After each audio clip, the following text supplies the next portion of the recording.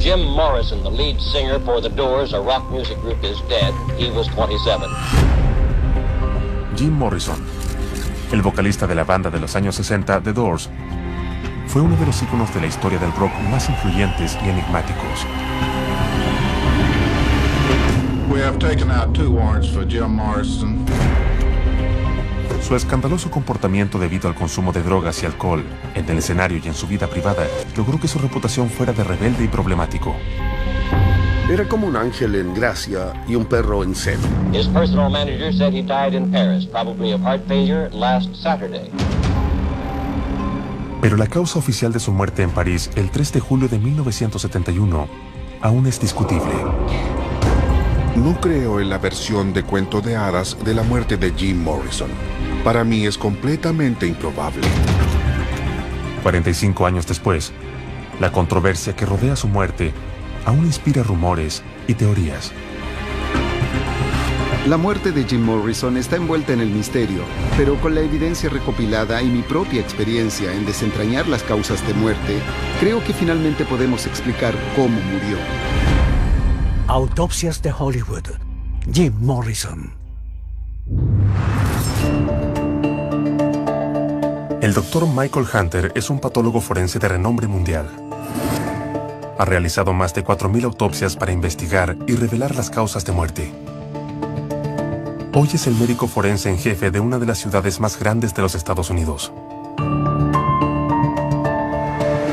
Este es el informe médico que realizó el doctor Max Basil. Él fue el médico que acudió a la escena de muerte y determinó que la causa de muerte de Jim Morrison fue un ataque cardíaco, por causas naturales. Este informe solo está basado en su evaluación de Jim Morrison en la escena de muerte. No se realizó una autopsia ni una toxicología y no hubo ninguna evaluación de su pasado médico. Esto está increíblemente incompleto. Con relatos de testigos, grabaciones policiales y evidencia médica, determinaré qué pasó en las horas finales de la vida de Jim y determinaré una causa apropiada de muerte para esta icónica figura. 8 p.m., 1 de julio de 1971. París, 2 días antes de la muerte de Jim Morrison. Jim Morrison ha estado en París durante más de 3 meses. Ha ido tras su novia estadounidense, Pamela Courson, a la capital francesa para reinventarse a sí mismo como poeta y director de cine. Lo que hacía a Jim Morrison tan grande y brillante era su carisma. Este chico no era un músico, no salía al escenario a deslumbrarte con su habilidad musical. Él era algo como un poeta del rock, algo que en realidad nunca había existido antes. Sin embargo, en París, Jim pasaba más tiempo comiendo y bebiendo que escribiendo poesía. Observando fotografías de Jim Morrison tomadas 4 semanas antes de su muerte, notamos que ha envejecido y ha ganado bastante peso, lo que puede generar tensión en el corazón. París era una oportunidad para Jim de escapar de la adulación y atención de su público habitual. Sin embargo, en un pequeño restaurante con Pamela, es acosado por 2 fanáticos y quiere cambiar de mesa. Pamela se niega. ¡No lo haré! Y cuando la discusión aumenta, Jim se va molesto. ¿A dónde vas? El comportamiento volátil de Jim fue evidente a una temprana edad.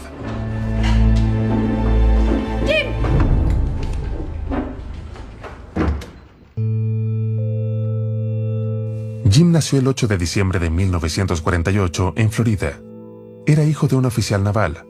La disciplina se aplicaba estrictamente.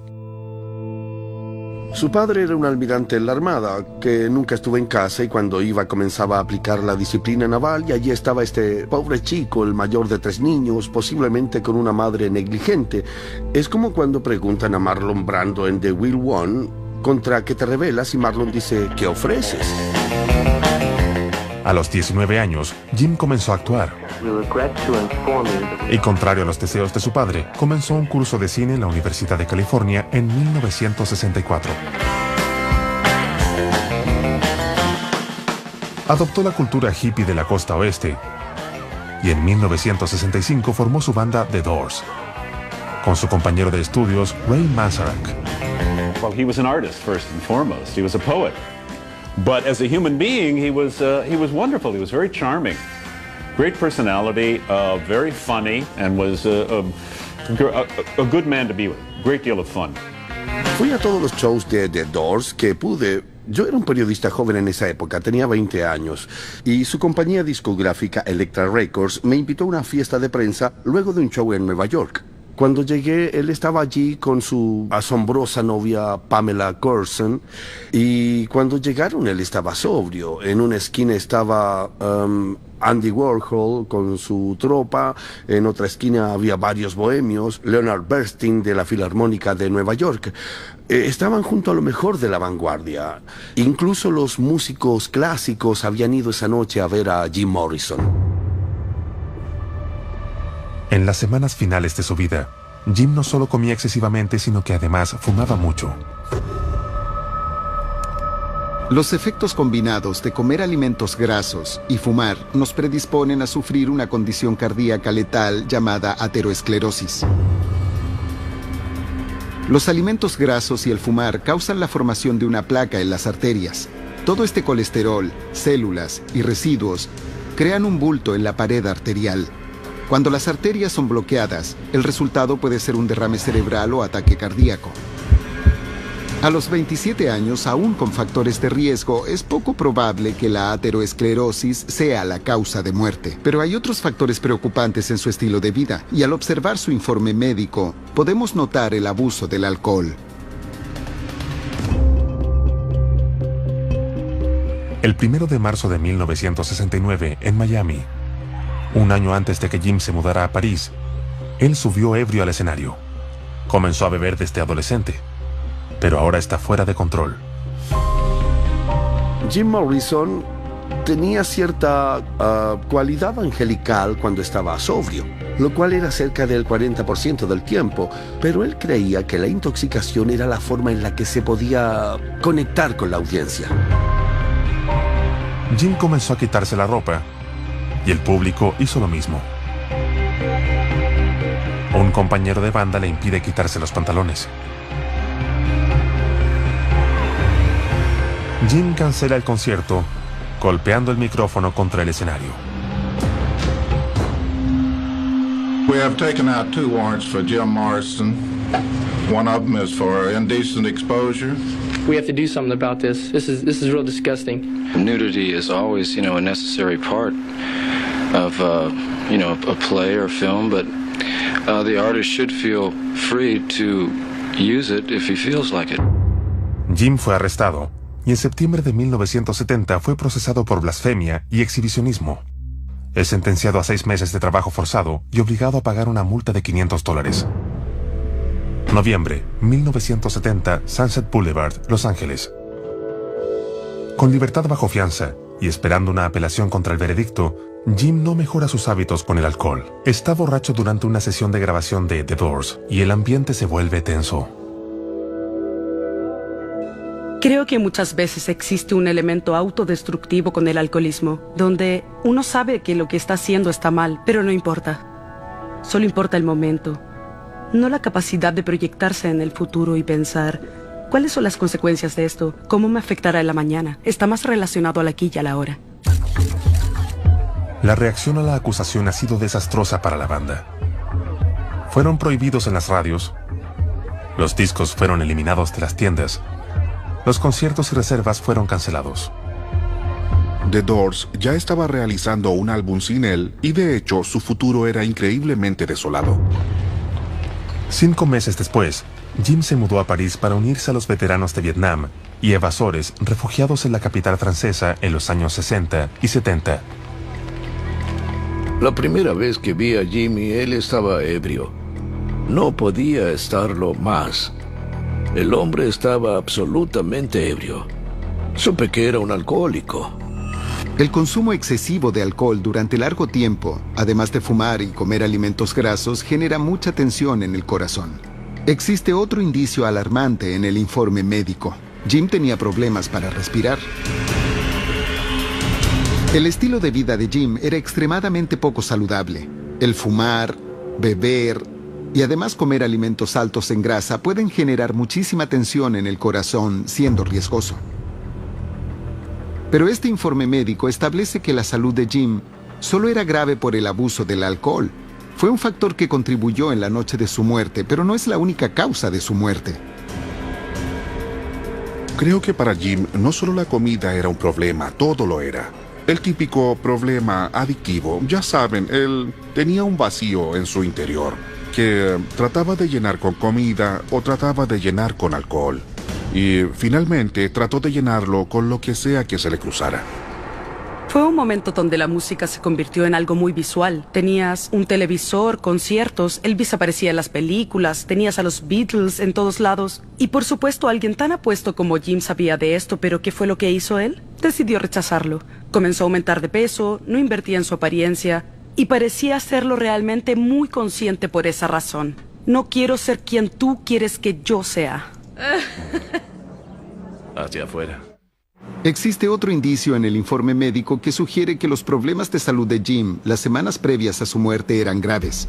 Estaba sintiendo lo que se conoce como dolor precordial, el cual es un dolor en la zona del pecho. La pregunta es ¿por qué? Y creo que debemos ver las declaraciones de los testigos para comprender mejor lo que le pasaba en los momentos cercanos a su muerte. 2 de julio de 1971, 2 p.m.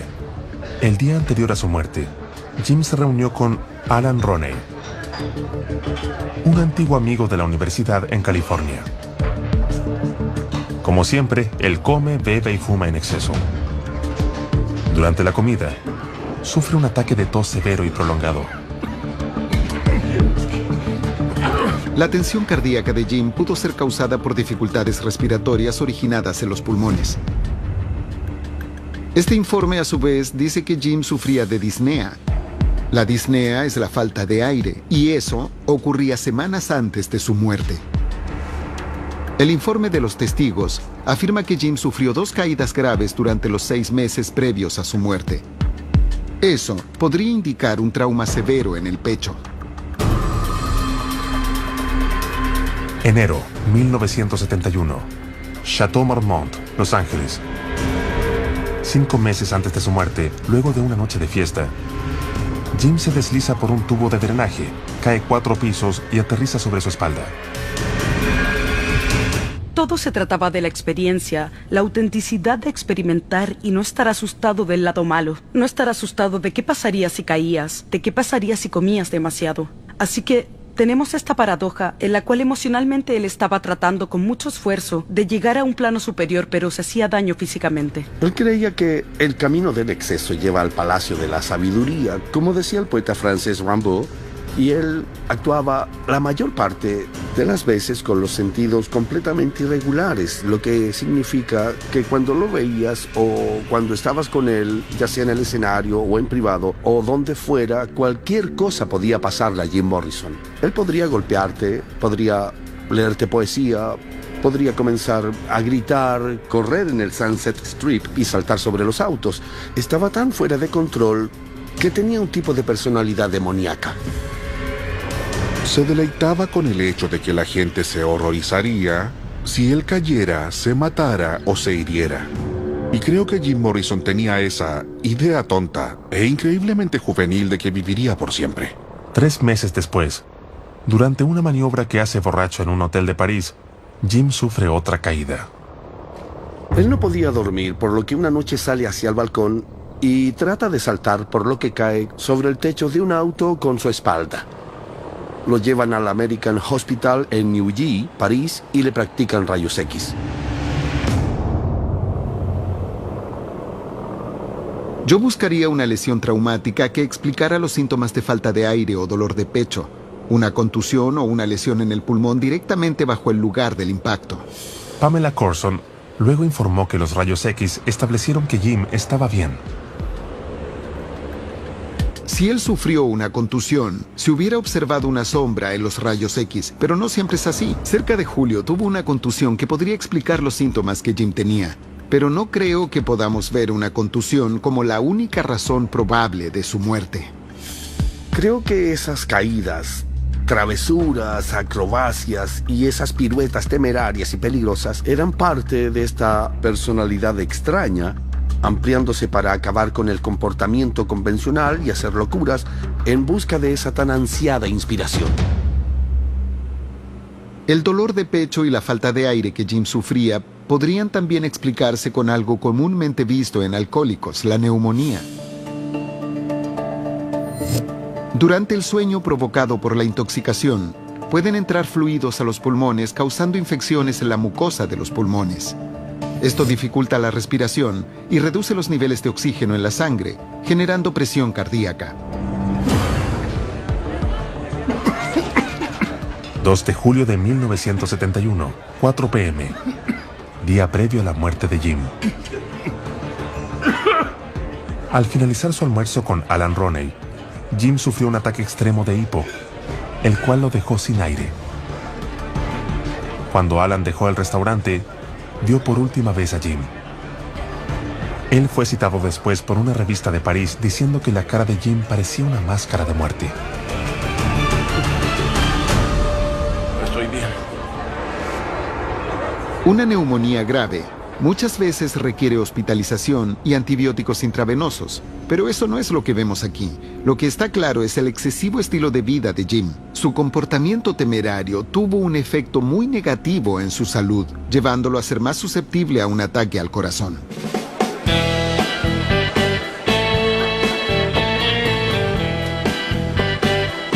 París, 1971.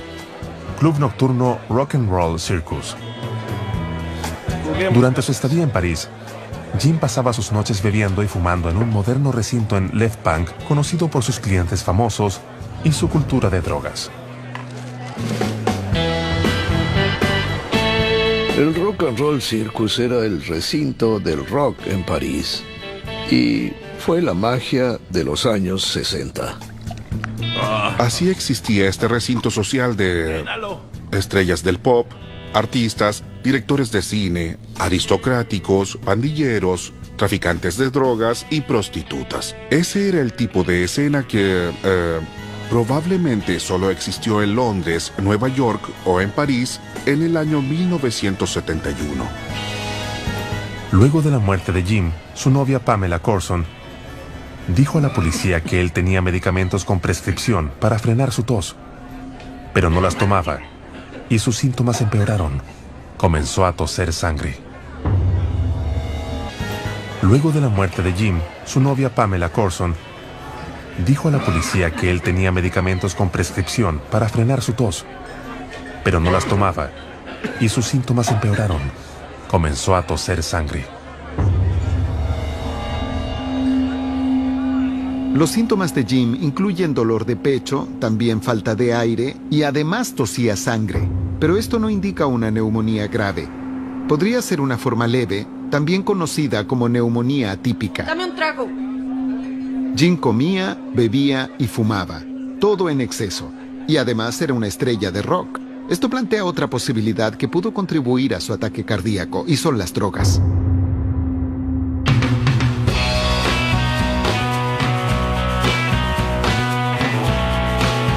Las drogas alimentaban la contracultura hippie de California, en la cual Jim estaba inmerso desde los 21 años. Estimulantes, heroína, metacualona, tranquilizantes, cualquier cosa. Tómalo todo y veamos qué pasa. La música inspirada con LSD marcó la escena del rock a finales de los años 60. Pero apareció una nueva droga en el mundo musical, derivada de la planta de coca en América del Sur, la cocaína. Cerca de 1969 y 1970, la vida de Jim era impulsada por la cocaína de alta calidad. Esto fue antes de que la cocaína se convirtiera en una parte importante de la farmacopea de las estrellas del rock. Así que él fue uno de los pioneros en usar la energía de la hoja de coca para llegar donde él quería llegar. Este es un chico que conoce de drogas, conoce la naturaleza destructiva de esta droga, por lo que uno debe preguntarse si este es solo un paso más en el comportamiento autodestructivo al que está ligado.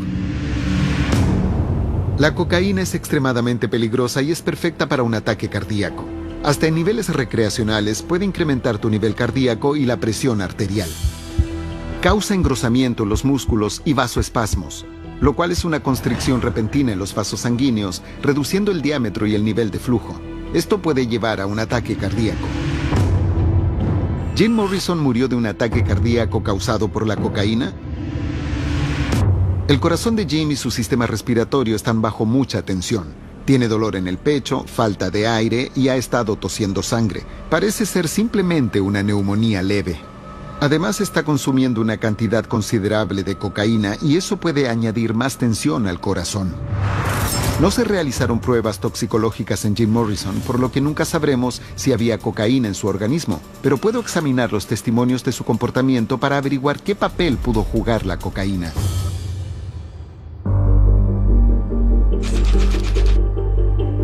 ...3 de julio de 1971, 1 a.m., el día de su muerte.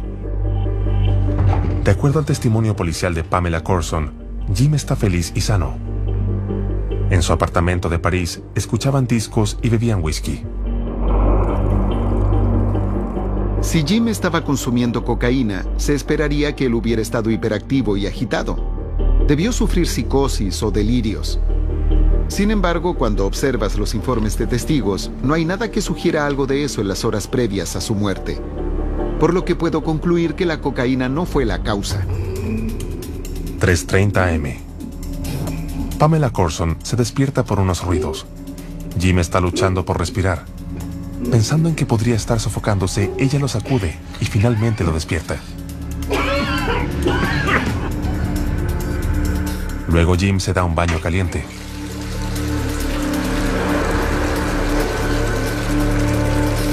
¡Pamela! 4 a.m. Pamela se despierta cuando Jim la llama diciendo que va a vomitar.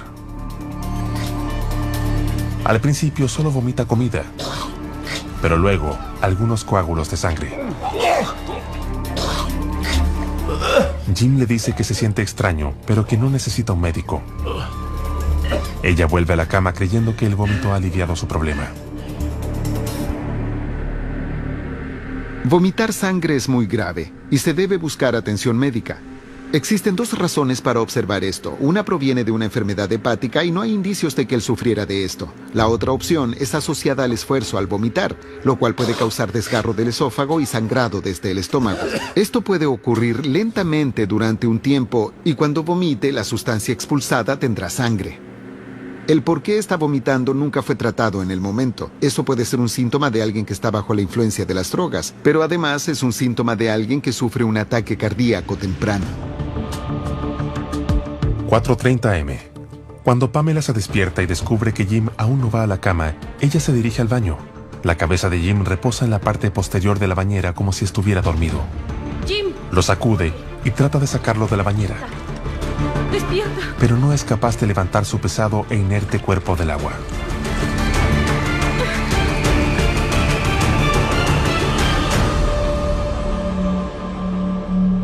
Ella llama a Alan Roney, quien llega al apartamento y llama a emergencias. Hola, sí, una ambulancia. 5 a.m. De acuerdo a la declaración de bomberos, el cuerpo de Jim aún estaba tibio. Lo levantan desde la bañera y lo llevan hacia el dormitorio.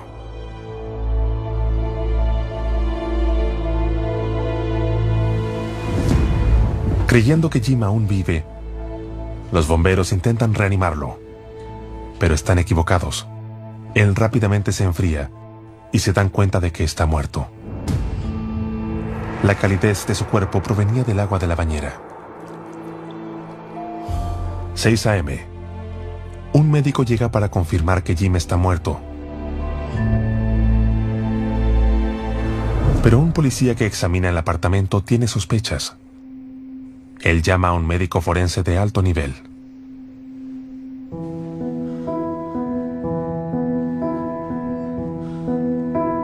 A las 6 p.m., 12 horas después, el doctor Max Basil llega. Él realiza una breve examinación externa y certifica que la causa de muerte de Jim es un ataque cardíaco. Morrison, the lead singer for The Doors, a rock music group, is dead. He was 27. His personal manager said he died in Paris, probably of heart failure, last Saturday. Estaba de vacaciones en el sur de Francia. Un día compré un periódico y leí que Jim Morrison murió en París una semana atrás. No podía creerlo. Dadas las circunstancias, que una persona de 27 años que se ve relativamente sana muera en una bañera, obviamente necesita una autopsia, absolutamente. Lo que me parece extraño es la prisa que tuvo el Dr. Basil en su informe. Él estuvo en la escena un corto periodo de tiempo. Esto me habría tomado horas o días para llegar a una conclusión de lo que le pasó a Jim. En lo que a mí respecta, la autopsia es una broma. París está en fiestas en esa época del año. Todas las personas a las que podrías contactar no estaban cerca. Ellos eran turistas, eran americanos, despreciables en muchos aspectos, drogadictos, nadie especial. No eran maravillosos ciudadanos franceses o figuras parisinas eminentes. El informe del Dr. Basil es de apenas un párrafo de longitud. Tiene anotaciones acerca del dolor de pecho, falta de aire, así como también del abuso del alcohol, pero todo esto fue recopilado con un solo testigo, Pamela Courson. Como un investigador de defunciones, no puedes confiar solo en el testimonio de una persona.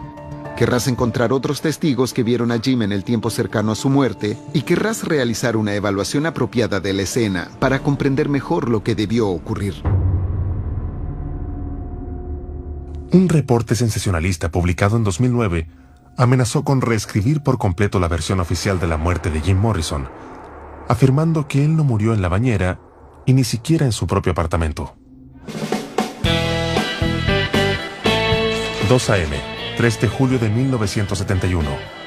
Rock and Roll Circus. De acuerdo a Sam Burnett, el encargado del recinto, Jim bebía un trago cuando dos hombres se unieron a él, dos conocidos traficantes de drogas. Jim dejó el lugar y fue a la habitación de los hombres. Luego, hay quejas desde uno de los cubículos del baño de mujeres. Hay alguien ahí, pero nadie sale ni responde. Así que Sam Burnett, el encargado del recinto, y un par de personas que trabajan para él, derriban la puerta y entonces encuentran a Jim en el baño, muerto. En el piso, cerca de él, se encontró una envoltura abierta de heroína. Esta versión de la muerte de Jim era ampliamente conocida y creída por su círculo de amigos en París. Yo tengo un amigo que estuvo allí esa noche y cuando volví de vacaciones me dijeron que Jim Morrison había muerto en el Rock and Roll Circus. Y no fue solo una persona, fueron muchos los que dijeron eso. Lo que todos querían esconder es el hecho de que Jim Morrison murió de una sobredosis de heroína. Heroína que compró y que consumió en el mismo recinto donde falleció posteriormente. Según su historia, los porteros sacaron el cuerpo de Jim del recinto y lo llevaron hasta su apartamento. Allí, según la teoría, lo introdujeron en un baño caliente para ocultar su hora de muerte. No puedo descartar la posibilidad de que Jim muriera en el Rock and Roll Circus, pero mi investigación es sobre la causa de muerte y debido a eso realmente necesito ver la heroína como una posible causa. No se realizaron pruebas toxicológicas, pero gracias al breve informe médico del doctor sé que había sangre alrededor de las fosas nasales de Jim y eso evidencia una posible inhalación de heroína. Cuando este polvo es inhalado, la estructura cristalina daña los vasos sanguíneos que recubren las fosas nasales, causando una ruptura y sangrado. En París, pocos días después de su muerte, aparecen grafitis en la pared del Left Bank de París diciendo que Jim era un drogadicto. Jim tiene una pequeña cantidad de sangre en sus fosas nasales y es muy probable que la heroína sea la causa de esto, pero sin un informe toxicológico tendré que observar los testimonios para averiguar si Jim realmente consumió heroína la noche de su muerte.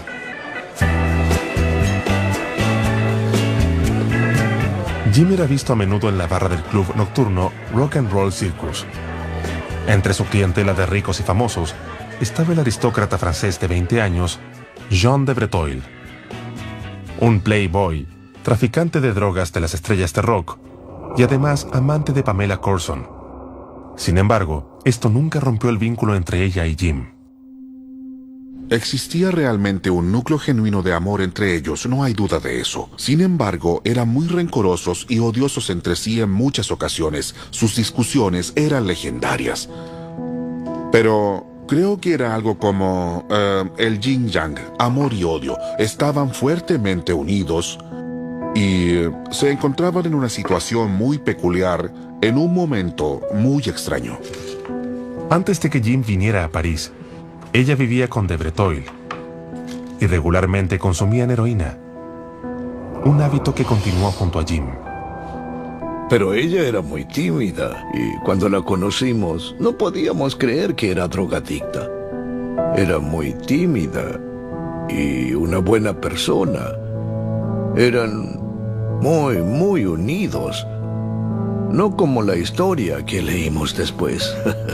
Pero no, ellos se veían muy cercanos el uno al otro. Pamela se concentró mucho en la heroína y una vez que se convirtió en adicta, Jim inevitablemente se volvió parte del espiral de adicción y siendo Jim una persona que nunca dijo no, comenzó a consumir heroína. Hay un dicho, un ambiente sobrio tiene personas sobrias cuando las personas tratan de estar limpias. Y bueno, se informa que la persona más cercana a Jim Morrison es alguien que tiene que luchar contra sí misma por una adicción a las drogas. Así que la idea de que él tendrá una persona como apoyo para hacerle más fácil el poder dejar las drogas o, ya saben, poder vivir con menos excesos es poco realista. Ellos debieron potenciarse entre sí. En su declaración a la policía, Pamela no mencionó ningún consumo de drogas durante la noche de su muerte, pero otra historia emergió más tarde.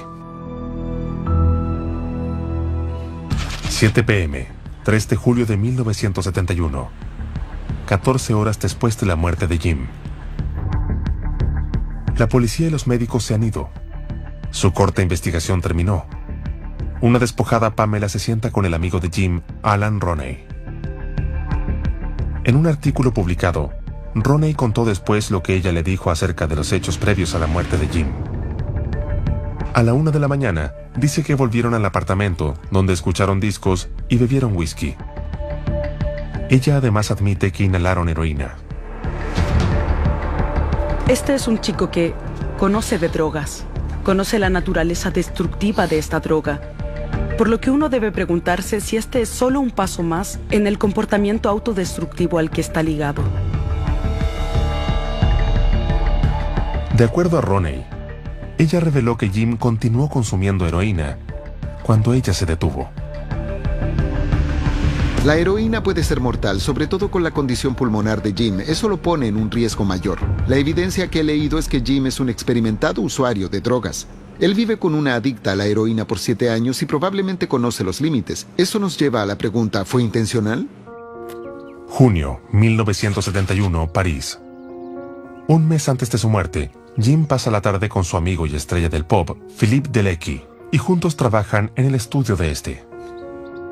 Fuimos a mi estudio, bebimos un par de cervezas y trabajamos. Él estaba feliz con el cassette y luego durante la tarde se veía muy bien. En París, Jim ha estado escribiendo toda su música y poesía en una serie de cuadernos que lleva con él en una bolsa blanca. Cuando Jim se va, Delecki nota que ha olvidado su bolsa. Volví al pasillo por las escaleras y dije, «Hey Jim, olvidas el bolso». Y él dice, «Oh, no, guárdalo por ahora». Y esa fue la última vez que vi a Jim. Además, él dejó sus preciados cuadernos. Un poema en uno de ellos tenía solo una línea. Las últimas palabras. Últimas palabras. Fuera. Más adelante había otra línea. Finalmente estoy muerto. Decía al final del cuaderno, como una premonición, como si él supiera que iba a morir. ¿Fue una nota suicida encubierta? ¿Qué razones tenía Jim Morrison para quitarse la vida? El último año fue toda una lucha para Jim. Enfrentó una sentencia de cárcel en los Estados Unidos. The Doors estaba trabajando sin él y su novia tenía una aventura. París suponía ser el lugar donde se reinventaría como poeta y director de cine. De alguna manera, creo que Jim se veía a sí mismo como un tipo de hombre del Renacimiento moderno. Él no tocaba ningún instrumento. Jim podía tomar un lápiz, podía tomar una cámara de cine. Jim se veía a sí mismo como un tipo de autor, ya sea como poeta, autor, guionista o un director de cine. Pero no estaba más cerca de alcanzar sus sueños aquí que en los Estados Unidos. ¿Los apuntes en su cuaderno eran suicidas? ¿O solo otro ejemplo de su oscura imaginación?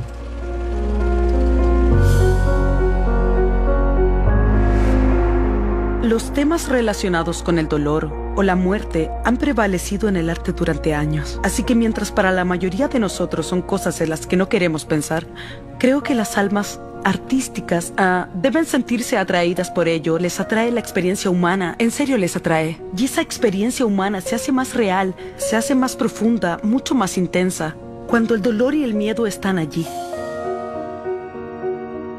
Él está de luto por la muerte de su juventud, la muerte de su inocencia, la muerte de The Doors, pero no creo que hablemos de un chico que escribe de su inminente suicidio. Creo que si Jim Morrison hubiera escrito una nota suicida, hubiera sido mucho más elocuente y directa. La evidencia anecdótica es que no hubo sobredosis de heroína intencional, así que el misterio continúa. ¿Fue la heroína la causa de su muerte? Y si así fuera, ¿cómo llegó a consumir esa dosis letal? ¿Fue la heroína la causa de su muerte? Y si así fuera, ¿cómo llegó a consumir esa dosis letal?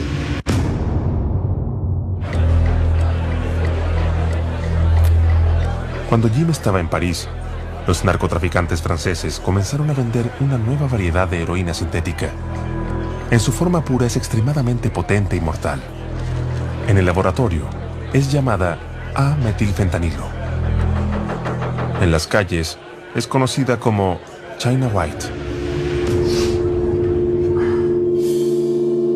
El amante de Pamela Courson, Jean de Bredoil, comercializa esta droga letal a sus usuarios parisinos de élite. Él era un proveedor de esta cosa llamada China White y estaba un paso más adelante de la heroína mexicana adulterada que había prevalecido hasta ese momento. Era muy letal y aún lo es. La evidencia anecdótica de los cercanos a Jim en París y la aventura de Pamela con un conocido traficante de la droga China White nos dice que probablemente sea esta heroína la que consumió Jim. Y al saber esto, veo las últimas horas de Jim desde una nueva perspectiva. 3 a.m., la mañana de la muerte de Jim. Jim ha estado bebiendo todo el día. La intoxicación por alcohol afecta su razonamiento y lo lleva a correr riesgos. Él y Pamela inhalan heroína. Jim no está acostumbrado a la potencia de la droga y no sabe cuándo parar, así que continúa consumiendo. El ruido que despierta a Pamela es el primer signo de una sobredosis de heroína.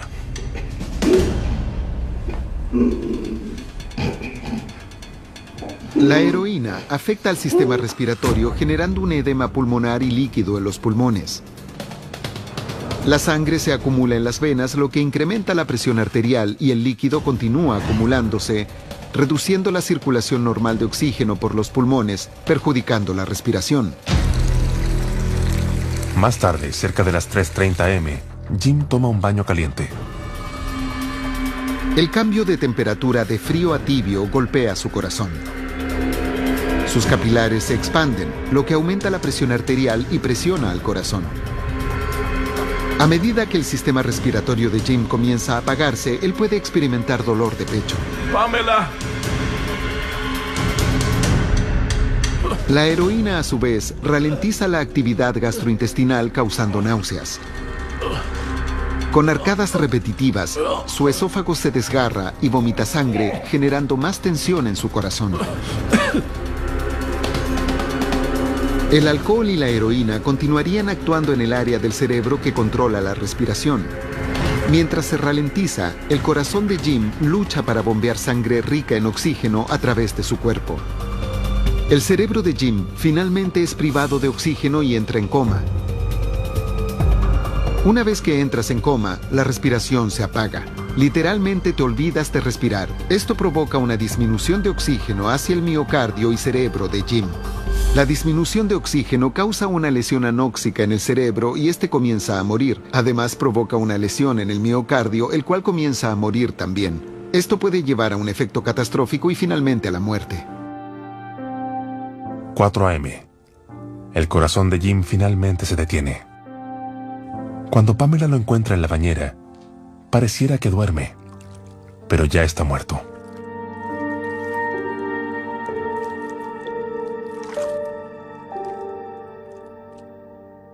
Jim Morrison falleció en última instancia de un paro cardíaco, pero no por causas naturales como indicó el forense francés. Creo que fue China White, una forma pura y potente de la heroína, lo que desencadenó el paro cardíaco, matándolo a la edad de 27 años. La vida de Jim Morrison fue muy intensa. Fue como una estrella fugaz. He never knew how far you could take things before the limit would be reached, and unfortunately, physically, he reached the limit. Cuando pensamos en lo que Jim Morrison logró durante esos 4 años en los que The Doors estuvo activo, es algo casi inimaginable de lograr en la época actual. Esta fue música que ahora se ha convertido en algo eterno. Es música de inmortales. Jim Morrison fue sepultado en el cementerio Père-Lachaise, en París, el 7 de julio de 1971. Miles de personas realizan una peregrinación hacia su tumba cada año. Bueno, Shakespeare le hubiera llamado la trágica historia de Jim Morrison, porque fue una historia tan triste de que este chico apuesto, talentoso y brillante no llegara a su cumpleaños 28.